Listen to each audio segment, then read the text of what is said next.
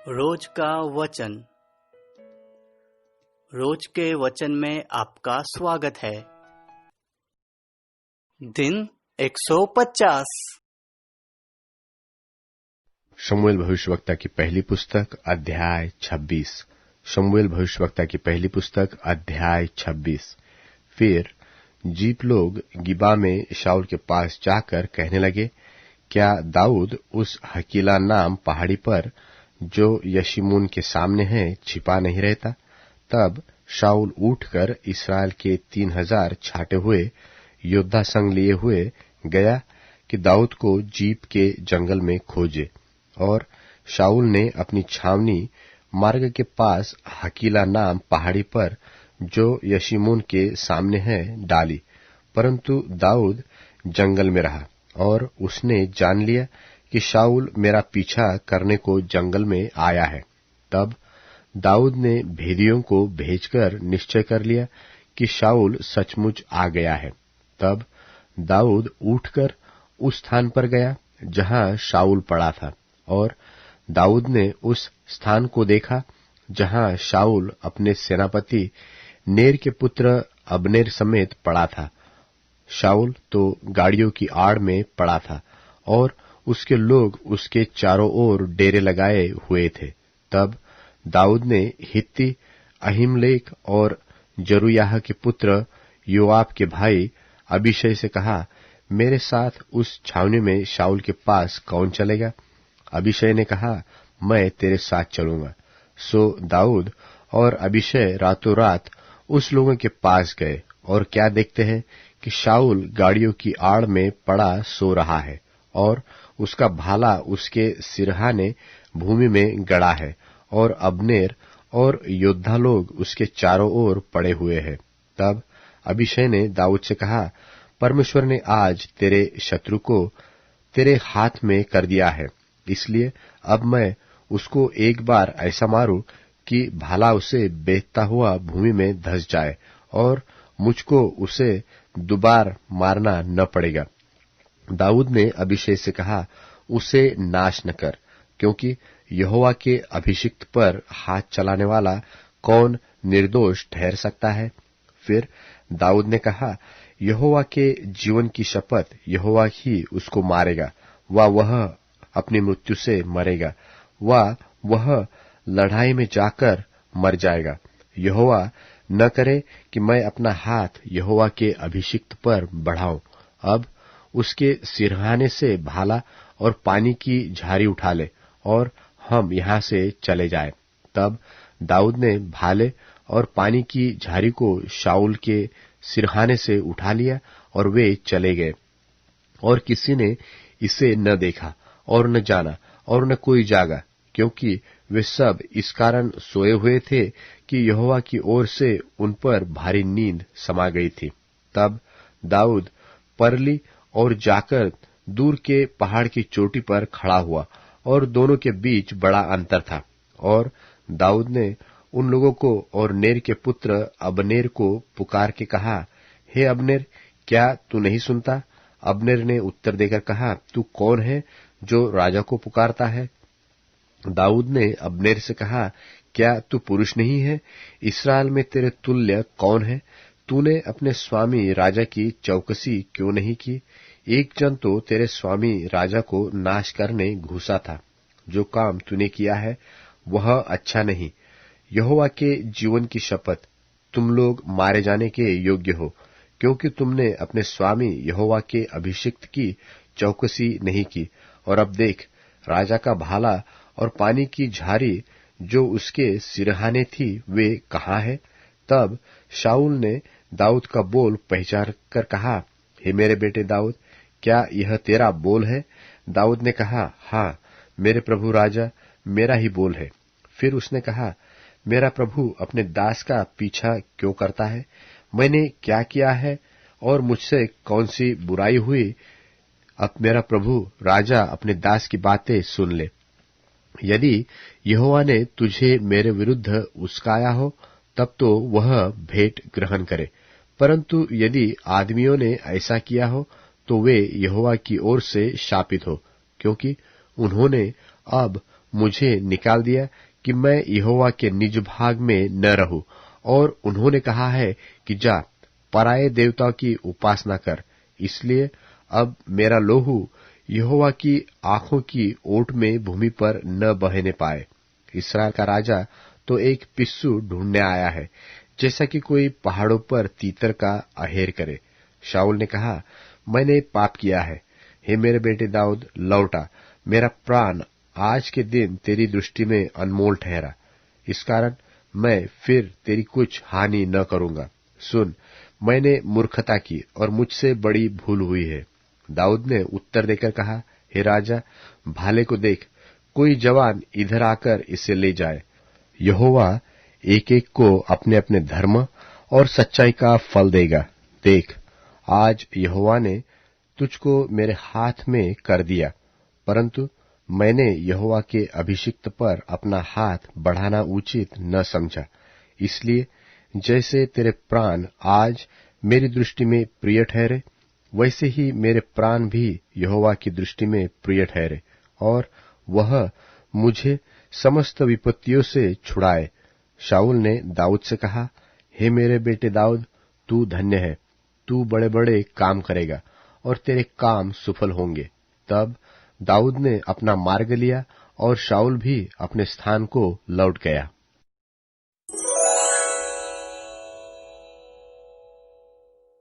शमूएल भविष्यवक्ता की पहली पुस्तक अध्याय 27। शमूएल भविष्यवक्ता की पहली पुस्तक अध्याय 27। दाऊद का पलिश्तियों की यहां शरण लेना और शाऊल और योनातान का मारा जाना। और दाऊद सोचने लगा, अब मैं किसी न किसी दिन शाऊल के हाथ से नाश हो जाऊंगा। अब मेरे लिए उत्तम यह है कि मैं पलिश्तियों के देश में भाग जाऊं। तब शाऊल मेरे विषय निराश होगा और मुझे इस्राएल के देश के किसी भाग में फिर न ढूंढेगा, यो मैं उसके हाथ से बच निकलूंगा। तब दाऊद अपने 600 संगी पुरुषों को लेकर चला गया और गत के राजा माओक के पुत्र आकीश के पास गया, और दाऊद और उसके जन अपने अपने परिवार समेत गत में आकीश के पास रहने लगे। दाऊद तो अपनी दो स्त्रियों के साथ अर्थात इजरायली अहीनोअम और नाबाल की स्त्री कर्मेली अबीगेल के साथ रहा। जब शाऊल को यह समाचार मिला कि दाऊद गत को भाग गया है, तब उसने उसे फिर कभी न ढूंढा। दाऊद ने आकीश से कहा, यदि मुझ पर तेरे अनुग्रह की दृष्टि हो तो देश की किसी बस्ती में मुझे स्थान दिला दे, जहां मैं रहूं। तेरा दास तेरे साथ राजधानी में क्यों रहे। तब आकीश ने उसे उसी दिन सिकलग बस्ती दी। इस कारण से सिकलग आज के दिन तक यहूदा के राजाओं का बना है। पलिश्तियों के देश में रहते रहते दाऊद को 1 वर्ष 4 महीने बीत गए, और दाऊद ने अपने जनों समेत जाकर गशूरियों, गिरजियों और अमालेकियों पर चढ़ाई की। ये जातियां तो प्राचीन काल से उस देश में रहती थी, जो शूर के मार्ग में मिस्र देश तक है। दाऊद ने उस देश को नाश किया और स्त्री पुरुष किसी को जीवित न छोड़ा, और भेड़ बकरी, गाय बैल, गधे, ऊंट और वस्त्र लेकर लौटा और आकीश के पास गया। आकीश ने पूछा, आज तुमने चढ़ाई तो नहीं की। दाऊद ने कहा, हाँ, यहूदा, यरहमेलियों और केनियों की दक्षिण दिशा में। दाऊद ने स्त्री पुरुष किसी को जीवित न छोड़ा कि उन्हें गत में पहुंचाए। उसने सोचा था कि ऐसा न हो कि वे हमारा काम बताकर यह कहे कि दाऊद ने ऐसा ऐसा किया है। वरन जब से वह पलिश्तियों के देश में रहता है, तब से उसका काम ऐसा ही है। तब आकीश ने दाऊद की बात सच मानकर कहा, यह अपने इस्राएली लोगों की दृष्टि में अति घृणित हुआ है, इसलिए यह सदा के लिए मेरा दास बना रहेगा।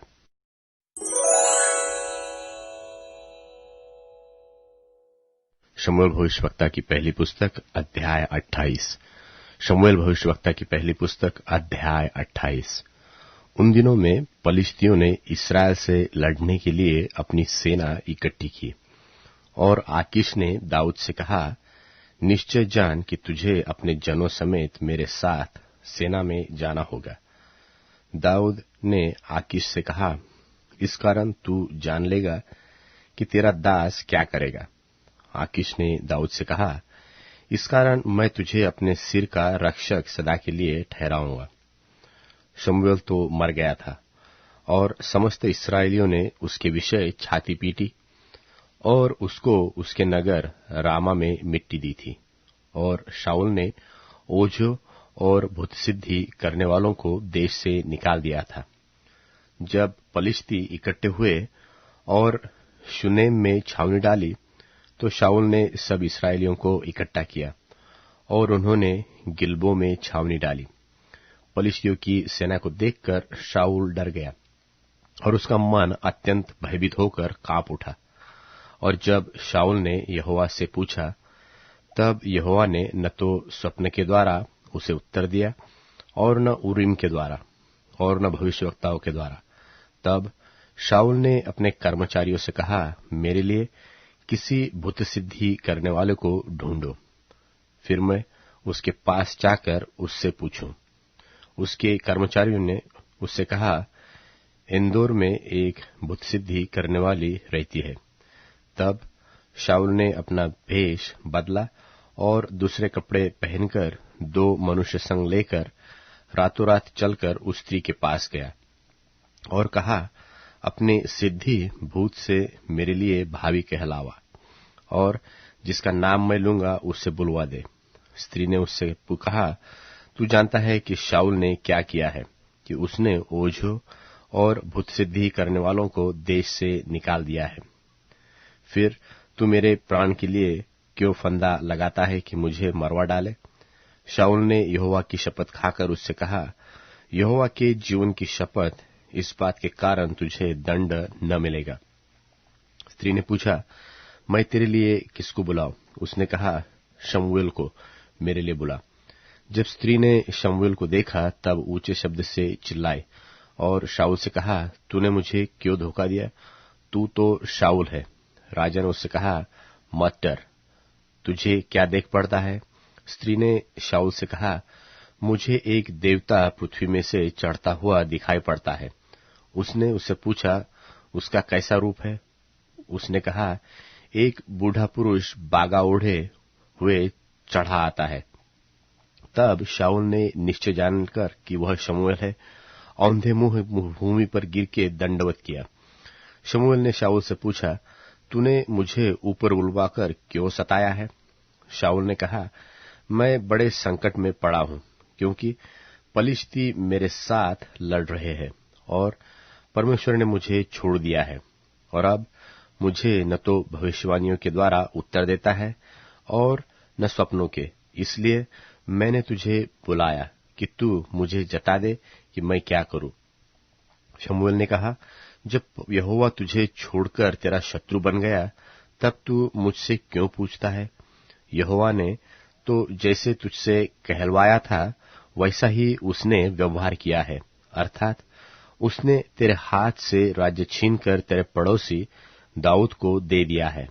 तूने जो यहोवा की बात न मानी और न अमालेकियों को उसके भड़के हुए कोप के अनुसार दंड दिया था, इस कारण परमेश्वर ने तुझसे आज ऐसा बर्ताव किया।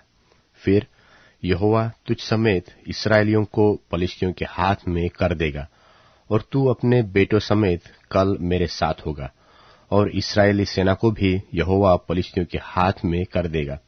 तब शाऊल तुरंत मुंह के बल भूमि पर गिर पड़ा और शमूएल की बातों के कारण अत्यंत डर गया।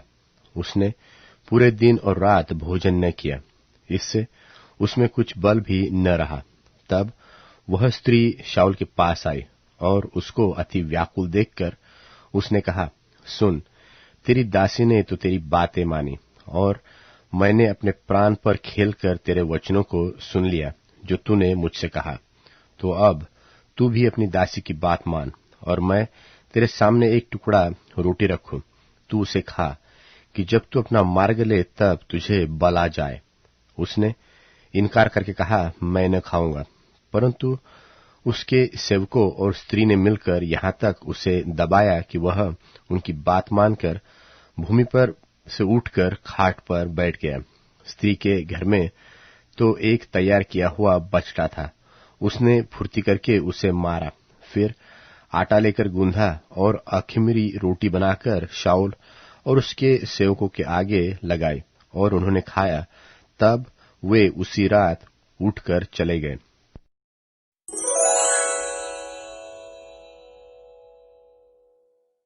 यूहन्ना अध्याय 19।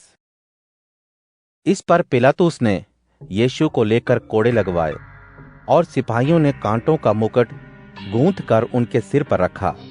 उन लोगों ने उन्हें बैंजनी वस्त्र पहनाया। वे उनके पास आकर कहने लगे, यहूदियों के राजा प्रणाम। और उन्होंने यीशु को थप्पड़ भी मारे। तब पिलातुस ने फिर बाहर निकलकर लोगों से कहा, देखो, मैं उसे तुम्हारे पास फिर बाहर लाता हूँ, ताकि तुम्हें मालूम हो कि मैं इसमें कुछ भी दोष नहीं पाता। तब यीशु कांटों का मुकुट और बैंजनी कपड़े पहने हुए बाहर निकले। पिलातुस ने उनसे कहा, देखो ये पुरुष। जब प्रधान पुरोहितों और सेवकों ने उन्हें देखा तो चिल्लाकर कहा, उसे क्रूस पर चढ़ाओ, क्रूस पर। पिलातुस ने उनसे कहा, तुम ही उन्हें लेकर क्रूस पर चढ़ाओ, क्योंकि मुझे उसमें कोई दोष दिखाई नहीं देता। यहूदियों ने पिलातुस को उत्तर दिया, हमारा भी कानून है, उस कानून के अनुसार वो मारे जाने के लायक है, क्योंकि उसने अपने आप को परमेश्वर का पुत्र कहा है। जब पिलातुस ने यह बात सुनी तो और भी डर गया। वो फिर किले के भीतर गया और यीशु से बोला, तुम कहाँ के हो? परंतु यीशु ने उसे कुछ भी उत्तर ना दिया। पिलातुस ने उससे कहा, मुझसे क्यों नहीं बोलते? क्या तुम नहीं जानते कि तुम्हें छोड़ देने का और क्रूस पर चढ़ाने का भी मुझे अधिकार है? यीशु ने उत्तर दिया, यदि तुम्हें ऊपर से ना दिया जाता तो तुम्हारा मुझ पर कुछ अधिकार ना होता। इसलिए जिसने मुझे तुम्हारे हाथ पकड़वाया है उसका अपराध ज्यादा है। यह सुनकर पिलातुस ने उसे छोड़ देना चाहा, लेकिन यहूदियों ने चिल्ला चिल्ला कर कहा, यदि आप इसको छोड़ देंगे तो आपकी वफादारी कैसर के लिए नहीं है। जो कोई अपने आप को राजा बनाता है वो कैसर का विरोध करता है। ये बातें सुनकर पिलातुस यीशु को बाहर लाया। उस जगह एक चबूतरा था जो इब्रानी में गबत्ता कहलाता है, और वह न्याय आसन पर बैठ गया। ये फसह की तैयारी का दिन था और दोपहर का समय था।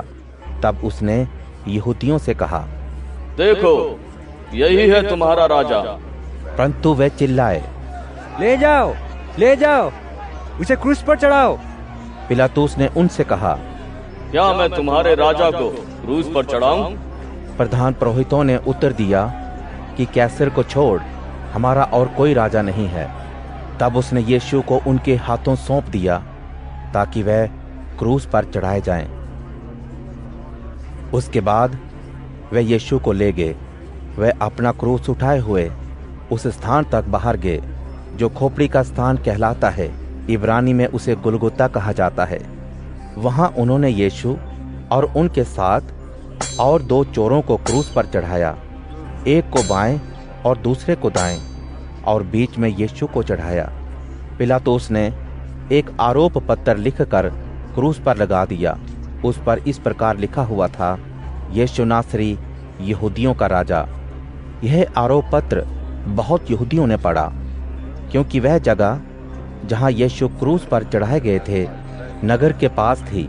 यह पत्र इब्रानी, लैटिन और यूनानी भाषा में लिखा हुआ था।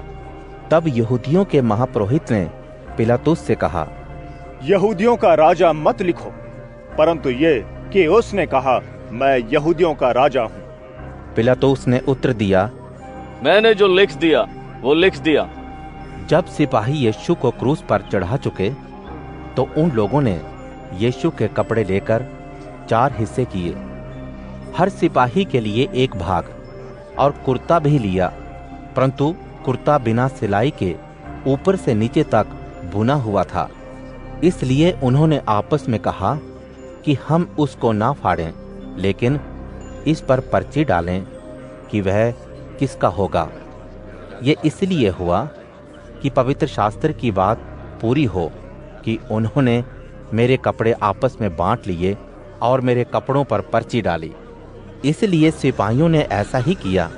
परंतु यीशु के क्रूस के पास उनकी माता और उनकी माता की बहन क्लोपास की पत्नी मरियम और मरियम मगदलेनी खड़ी थी। यीशु ने अपनी माता और उस शिष्य को जिससे वे प्रेम रखते थे पास खड़े देखकर अपनी माता से कहा, महिला, देखो, ये आपका बेटा है। उसके बाद उस शिष्य से कहा, ये तुम्हारी माँ है। उसी समय से वो शिष्य मरियम को अपने घर ले गया।